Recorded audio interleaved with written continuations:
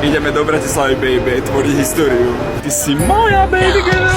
No táto pesnička bude iba moja. Žiadny fit, iba Rasto Paulič. V tomto živote je všetko možné a môj život mi to dáva pekne najavo. Za moju kariéru som naspieval už 3 pesničky, ľudia, chápete to? Ja mám 3 pesničky a mám stále vypočutia na Spotify, aj keď nič nevydávam. Vždycky raz za rok sa vo mne niečo naštartuje a poviem si...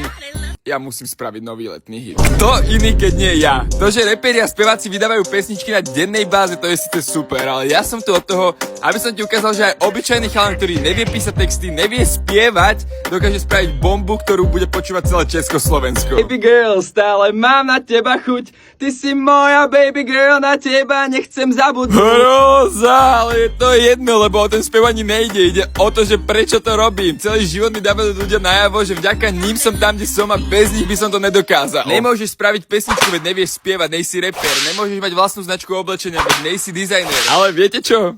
Ja môžem všetko. A ty sa budeš kúkať. Yo, shoutout South 808 Studio a takisto, kámo, Lil No Way, Pupiči. Peace out. Ty si moja baby girl, stále mám na teba chuť. Ty si moja baby girl, na teba neviem zabudnúť. Ty si myslíš o mojom novom hite? Ja som tvoj nový hit, bohužiaľ ešte asi nevyčil. Je to pesnička? Ako sa volá? Ty si moja baby girl.